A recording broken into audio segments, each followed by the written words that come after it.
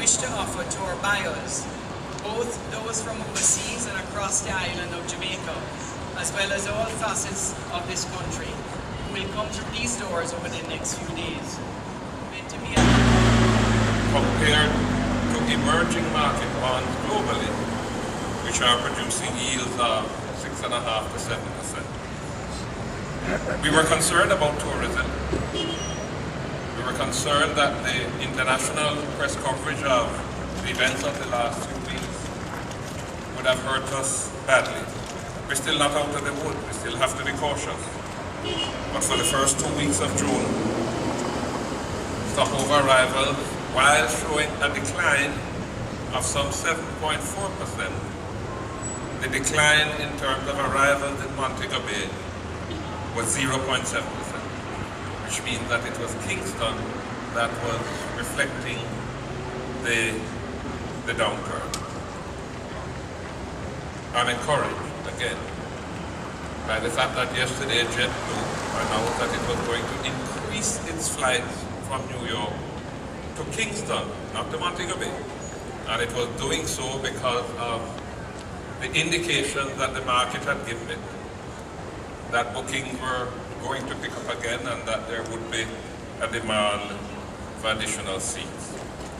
We're hoping that in a short while, if we continue doing what we are doing, and I'm going to make some references to that before I close, we're hopeful that the travel advisories, which are still current, will be lifted. But you know, the events of West Kingston, the casualties, the challenges that the security forces have to contend with, have overshadowed so many things that we need to take heart in. You know already that we were able to meet the IMF targets for March. In fact, we overperformed on some of the significant targets. I'm assured we still have a few weeks to go. But I don't know what it traded at today. I know that yesterday it was $85.96, which represents a 4% appreciation since the start of the year. I know the exporters are more than a little concerned. I will say to them, fear not. What appreciation has taken place so far is within the margin of your capacity to manage. And we certainly are not going to, much as some people would like to see it go down even further. We are mindful in terms of the monetary policy being pursued by the Bank of Jamaica. We are mindful that exports represent a vital part of our hopes of the future. And therefore, monetary policy will take that into account and will intervene appropriately. Inflation for last month was 0.6%.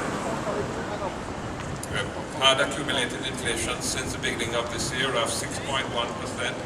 A good chunk of that reflecting the pass-through of the tax increases that we had to impose in January. And those tax increases were quite heavy, quite significant. We had to increase the general consumption tax. We had to impose a tax on petrol, additional taxes. And as you know, we had to impose taxes on electricity. And therefore, when those passed through the market, it reflected itself in the inflation rate. But we are confident that we'll be able to moderate inflation through the rest of this year if we stay on track, if we hold to the program that we have committed ourselves to. And those are big issues. Those are big issues. Because every so often, pressures exert themselves. Every so often we are told that we must pay increased wages that we can't afford to pay. Every so often we are told that we must commit expenditure to support this sector and that sector that cannot be accommodated within the fiscal program. And I want to say how proud I am of Audley Shaw, because he is so disciplined in ensuring that we hold those fiscal targets.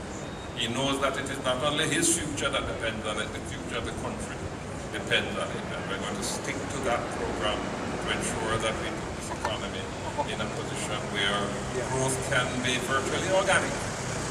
Where growth is not something that has to be pushed and coerced and cajoled, but where it will be in people's interest to invest, because that's the best thing to do, and the environment is something that will encourage that.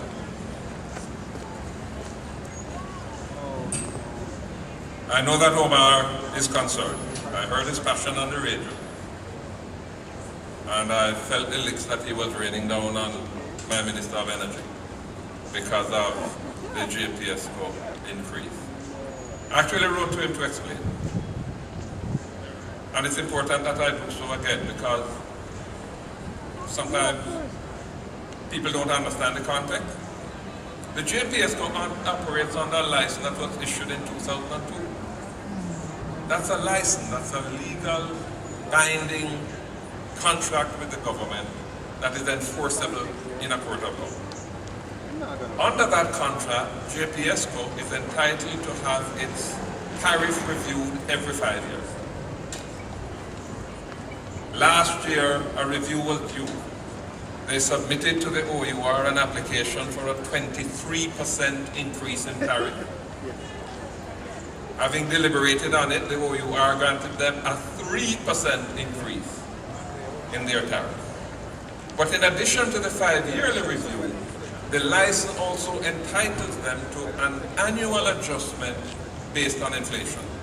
It's actually based on inflation and exchange rate movements, but exchange rate movements are passed through the electricity bill, so at any point in time they only have to adjust for 1 month.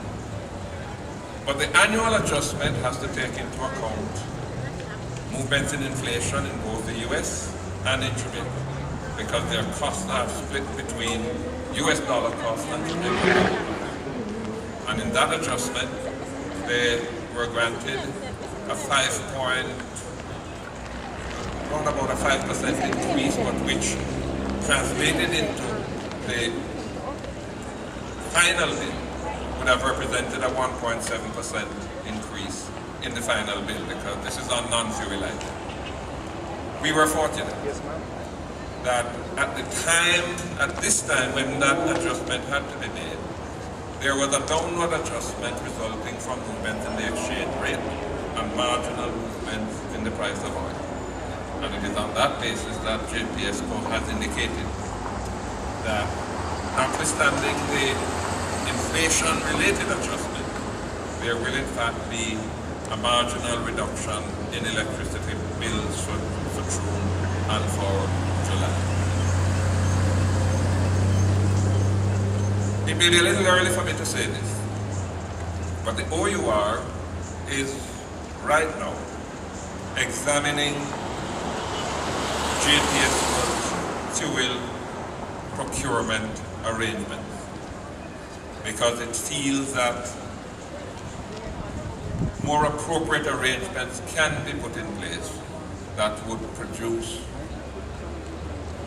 not an insignificant reduction in the cost of fuel. And I've asked the Director General of OUR to expedite the work that they are doing to see how quickly we can bring that relief to the customer.